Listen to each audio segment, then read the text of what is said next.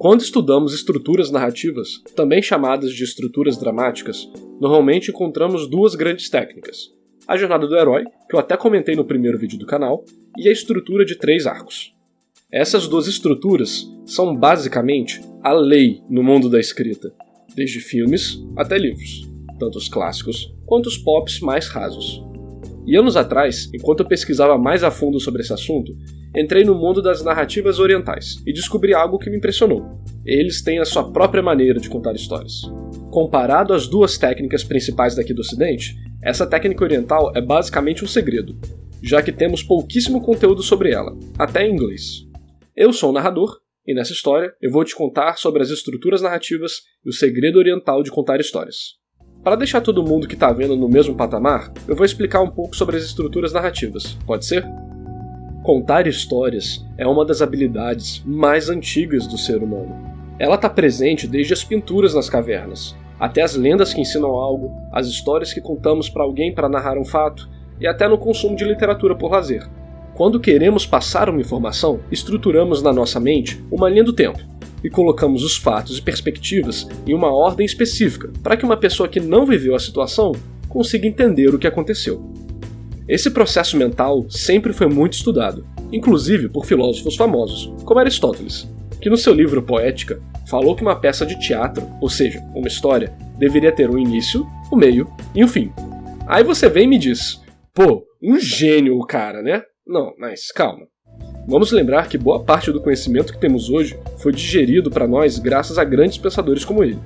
Só pensar em como você consegue usar seu smartphone facilmente, mas seus pais têm dificuldade, e seus avós, mais ainda.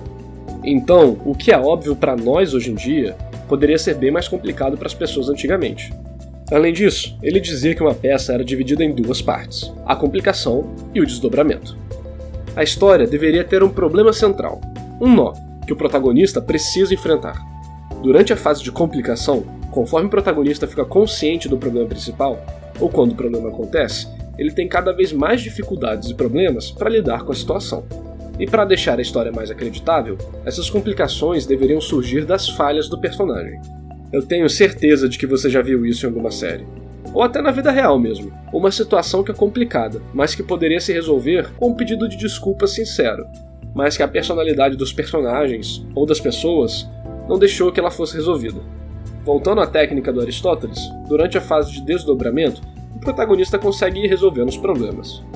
Outras coisas que o Aristóteles falava que eram muito importantes eram as cenas de reviravolta e revelação. A reviravolta dava aos personagens e aos espectadores uma nova informação, que mudava completamente como eles precisavam lidar com a situação. E para isso ser bem feito, ele dizia que era necessário que ela acontecesse como uma consequência do que já tinha acontecido anteriormente na peça. Já a revelação é quando o protagonista recebe uma informação importante, que faz com que ele lide com as situações de outra maneira. Essa informação pode ser tanto positiva, como descobrir o ponto fraco do inimigo, quanto negativa, como descobrir que ele esse tempo todo estava sendo manipulado pelo inimigo. Como a gente pode perceber, muitas dessas coisas continuam sendo os pilares de uma boa história, não é não? Outro estudioso da narrativa que desenvolveu uma estrutura foi Gustav Freytag, lá em 1863. Para ele, uma história era composta de 5 partes: introdução, aumento da tensão, clímax, queda da tensão e resolução. Essa imagem que está aparecendo na tela é a pirâmide de Freytag, e já vamos ver no que ela se tornou hoje em dia. Cada parte da história tinha o seguinte significado para ele. Na introdução, o clima da história é apresentado, assim como o local, quando ela se passa, basicamente o contexto necessário para entendermos os personagens e os conflitos. No aumento da tensão, uma força ou evento afeta os personagens, e vai levando a situações cada vez mais complicadas. Até que chegamos no clímax, que é o ponto que muda o destino do protagonista. Esse é o ponto de maior tensão na história, o conflito principal. Para Freytag, se tudo está indo bem para o personagem, a história deveria se virar contra ele, e muitas vezes revelar as falhas e fraquezas do personagem no processo. Na queda de tensão, para o Freytag, é o momento onde as forças opositoras abalam a alma do protagonista.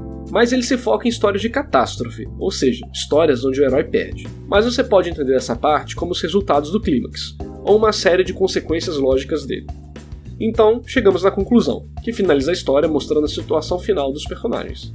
Toda essa base que o Freytag deu acabou se tornando a estrutura dos 3 arcos, uma das estruturas mais populares hoje em dia. Ela é basicamente uma versão genérica do que acabamos de falar. No primeiro ato, temos a introdução à situação e aos personagens. Então, acontece um incidente ou situação que incita o personagem a agir. E tentando lidar com essa situação, o protagonista acaba se envolvendo em conflitos mais complicados. Então, o segundo ato começa, com a tensão subindo, até que atingimos o meio da história, normalmente marcado por alguma situação que mostra pra gente que o personagem não pode mais voltar atrás. Depois de mais tensão, o terceiro ato começa. E então vem o clímax, normalmente logo colado com o final do ato 2, e a história se conclui. Como vocês viram nas imagens, existem muitas subetapas que foram desenvolvidas com o passar do tempo, mas podemos ver que a base de Aristóteles e Freytag continuam presentes. Isso talvez te faça pensar, será que todos esses escritores e pensadores se copiam e não desenvolvem nenhuma técnica nova? Ou será que nossa mente tem uma maneira específica de contar histórias? Joseph Campbell, autor do livro Herói de Mil Faces, é adepto do segundo pensamento. Nesse livro que eu citei, o autor compila um trabalho de uma vida, analisando diversas culturas, seus mitos e história, além de falar um pouco sobre psicologia também. O livro é muito interessante, apesar de ser bem difícil de ler, por causa da linguagem e da densidade do texto. Para ele e para autores antes dele, todos os grandes mitos de heróis, deuses e coisas do tipo eram cíclicos e continham, basicamente, as mesmas etapas, independente da cultura. Anos depois, um cara chamado Christopher Vogler publicou um livro chamado A Jornada do Escritor, digerindo boa parte do Herói de Mil Faces e destacando as técnicas narrativas, deixando de lado a parte estudiosa e antropológica das coisas. Então, chegamos nessa estrutura aí da tela, que é bem popular hoje em dia.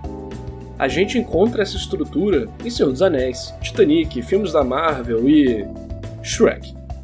Se você sobrepor a jornada do herói com a estrutura de 3 arcos, vai perceber que muita coisa é parecida, mas é apresentada com outro nome. E novamente, existem várias subetapas na jornada do herói. Essas técnicas sempre estão sendo refinadas e adaptadas para algum contexto específico. Então, você sempre vai achar vários diagramas por aí. Mas, por acaso você já pensou por que as histórias orientais são meio que seu próprio nicho? Animes e mangás têm seu próprio espaço no mundo pop, e são, obviamente, distantes do resto da mídia ocidental. E eu digo isso mesmo se tirássemos as barreiras culturais, como comédia japonesa e coisas do tipo. Sempre que temos uma adaptação ocidental de uma obra oriental, normalmente já esperamos que vá ser ruim, e nunca nos enganamos. Pensem no mangá e anime de Death Note. Agora, pensem no filme de Death Note do Netflix. Ou se quiserem ser mais justos, pensem nos filmes japoneses de Death Note. Mas tentem pensar numa perspectiva narrativa. Também pensem em Ghost in the Shell, por exemplo. E eu vou ser underground aqui e falar para vocês lembrarem daquele filme No Limite do Amanhã, que é baseado no mangá All You Need Is Kill, e não tem nada a ver com a obra original. Por que obras orientais sofrem tanta modificação quando vêm para o Ocidente? Se formos a fundo no assunto, acharemos diversas questões culturais, filosóficas e religiosas. Afinal, histórias são reflexos da cultura, e a cultura oriental e a ocidental são muito diferentes entre si. Mas a gente pode resumir em uma palavra o motivo de toda essa diferença: conflito. A narrativa ocidental é fortemente baseada em conflito, seja entre humano versus humano, humano versus natureza, humano versus ele mesmo, e por aí vai. Afinal, se uma história não tem conflito, ela não é interessante, certo?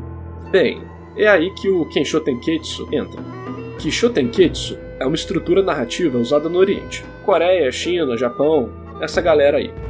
E ela é muitas vezes referida como a estrutura sem conflito. Mas antes, vamos entender o que essa narrativa significa, e o próprio nome dela diz isso pra gente. Ki significa introdução. Aqui são apresentados os personagens e o contexto necessário para entendermos a história. Sho é o desenvolvimento. É o momento onde a situação é elaborada. Ten é o twist, a reviravolta, mais especificamente, é uma quebra de expectativa. As coisas vão para uma direção inesperada. É também o clímax.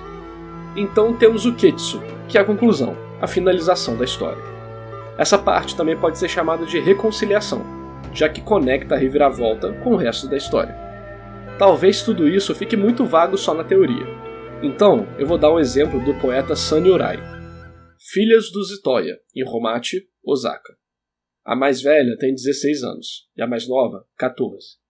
Durante a história, generais mataram seus inimigos com arcos e flechas. As filhas dos Itoya matam com seus olhos. Primeiramente, eu destruí esse poema de todas as maneiras possíveis. Eu não sei o ritmo certo, a tradução nunca vai conseguir pegar o sentido original, e por aí vai, mas vamos deixar isso de lado. Vamos dissecar esse poema na estrutura Kishotenketsu. Ki, filhas dos Itoya, em Romachi, Osaka. Isso apresenta os personagens, as filhas da casa Itoya, e também apresenta o local, Romachi, Osaka. Sho, a mais velha tem 16 anos, e a mais nova, 14. Desenvolve a informação apresentada anteriormente. Ten, durante a história, generais mataram seus inimigos com arcos e flechas. Isso apresenta uma reviravolta, mudando completamente o foco e assunto do poema de maneira abrupta. Ketsu, as filhas dos Itoya matam com seus olhos. Isso finaliza o poema, reconciliando a informação distorante que foi apresentada antes e dá sentido à história. A arma das filhas da casa Itoya é a sedução. Se você parar para perceber, essa pequena história não tem um conflito, e sim uma maneira de administrar as expectativas e o interesse do leitor. Aí tu pode até me falar, pô, mas como que dá para aplicar isso em uma história gigante? Como que não vai ter conflito? E isso é uma ótima pergunta. E para responder ela, eu vou usar o exemplo da Jornada para o Oeste, que é um clássico conto chinês. A história é sobre a peregrinação de um Buda, que quer levar os sutras e a salvação para um povoado que havia se tornado hedonista. Porém, mesmo com uma população de pecadores, a cidade continua funcionando como qualquer outra. Ninguém está sendo oprimido, não há nenhum plano maligno, não existe nenhuma profecia ou força exterior que causará o mal ao mundo se não forem derrotados. É só o Buda querendo levar a eles os ensinamentos para terem uma vida espiritual melhor e entrarem no caminho para a iluminação. Então, temos um problema central na história. Porém, não é um conflito central, sacou? Não existem duas forças lutando para saírem dominantes na situação. A história pode ter um conflito, porém não é inerentemente associada a ele, como nas nossas técnicas ocidentais. Agora, vamos para uns exemplos mais próximos do nosso mundo. Vamos falar de mangás. A estrutura Kishotenketsu tem sido usada intensamente no modelo de vendas japonês. Com a necessidade de lançar capítulos semanais, uma fórmula que prenda os leitores por capítulos de aproximadamente 20 páginas é algo essencial. E ela funciona muito bem. Nessa imagem, a gente consegue ver a divisão de páginas para cada etapa da técnica, dentro de um capítulo de mangá. São aproximadamente 3 páginas de introdução, 10 páginas de desenvolvimento, 5 páginas de twist e 2 páginas de finalização. Depois faz um teste aí. Pega qualquer mangá shonen. Você vai ver que a maioria deles caem exatamente dessa forma. Eu fiz isso com uns 20 capítulos de Boku no Hero, enquanto eu estava estudando essa técnica, e o cara segue rigorosamente essa regra. Outra maneira que a gente pode ver o poder dessa estrutura narrativa são pelas barreiras que ela transcende. Poesia, literatura, quadrinhos e... tirinhas? Pois é, sabe aquelas tirinhas de 4 painéis que você vê por aí? Os Yonkoma ou Forkoma? Elas são basicamente a condensação dessa técnica. A gente pode ter quadrinhos desse tipo de todas as maneiras, mas como o humor é uma das coisas que mais ganha engajamento emocional, é o que a gente mais vê por aí. Se liga nesse exemplo. Nessa tirinha de Boku no Hero, temos um garoto, o Midoriya, correndo em direção a um monstro. Mesmo sem ler o mangá, a gente sabe que é um monstro porque um dos figurantes fala que ele não é páreo para aquela coisa. Então, no segundo quadrinho, temos o desenvolvimento do momento. Ele entrou naquela situação, mas não sabe o que fazer. E o caderno dele cai na frente dele. No terceiro quadro, ele se lembra da página 25 do caderno, mas as suas anotações estão borradas por causa da assinatura de alguém, no caso, do All Might. Então, no último quadro, o garoto se desespera, porque ele só consegue lembrar do caderno com a assinatura por cima das suas anotações. Esse é um exemplo bem básico de Yonkoma. Não que ele seja engraçadíssimo, mas administra as expectativas de maneira eficiente. Apesar da pessoa precisar do contexto do mangá para entender a piada toda, ela até que funciona sozinha, apesar de perder boa parte da graça. Aí você vem e me diz, beleza narrador, mas Boku no Hero é cheio de conflito, e aí? Lembra que eu falei que o conflito pode existir, mas não é algo que é inerente à estrutura. E bem, será que Boku no Hero precisa realmente de um vilão ou um conflito para acontecer? Bora fazer um exercício mental. Pensa aí em algumas mídias ocidentais. Como o vídeo já tá longo, eu vou escolher só uma. Busca Implacável. É um filme onde a filha de um ex-agente do governo é sequestrada. A história do filme se sustenta sem o conflito? Ou seja, tem história se a menina não for sequestrada? A pergunta que o filme propõe aos espectadores é: como ele vai resolver isso? Então, sem menina sequestrada, sem filme. Agora, bora olhar alguns exemplos de mangá. Em Boku no Hero, por exemplo, a história se sustenta sem o All for One? Talvez vocês digam que não. Afinal, sem o All for One, não temos o All Might. E sem ele, não temos o Midoriya virando herói. Mas, será mesmo? A história de Boku no Hero é sobre o Midoriya querer virar um herói, mesmo sem poderes. A pergunta dessa história é: como um garoto sem poderes se torna um herói? E para responder essa pergunta, temos vários caminhos. O caminho que o mangá tomou é só um deles. Agora, bora pegar Mob Psycho. A história é sobre um garoto com poderes psíquicos inimagináveis, que, bem, só quer viver uma vida normal.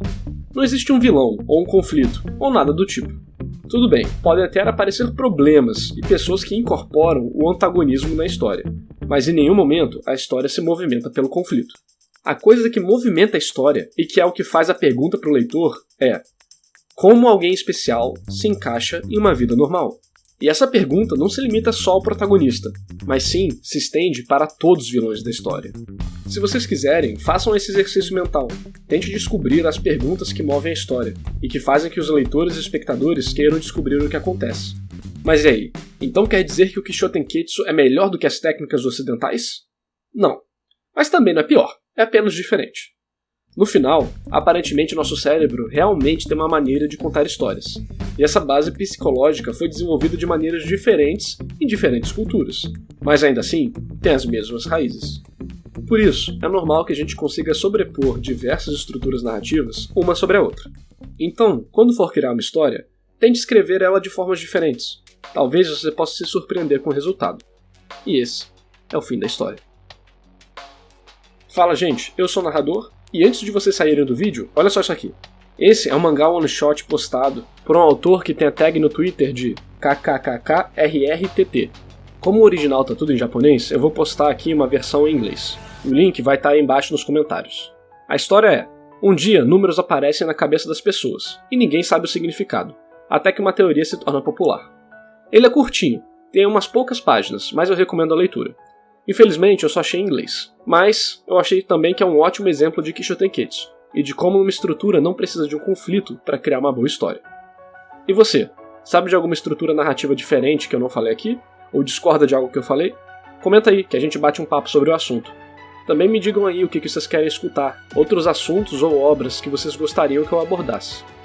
Para quem quiser me ajudar, é só dar um like e se inscrever no canal. Se puder também, manda alguém que você acha que vai se interessar por esse assunto. Se você quiser ter um contato direto comigo, me segue no Twitter e no Instagram, que a gente pode bater um papo, beleza? Então é isso aí, galera. Valeu por assistir e até o próximo vídeo.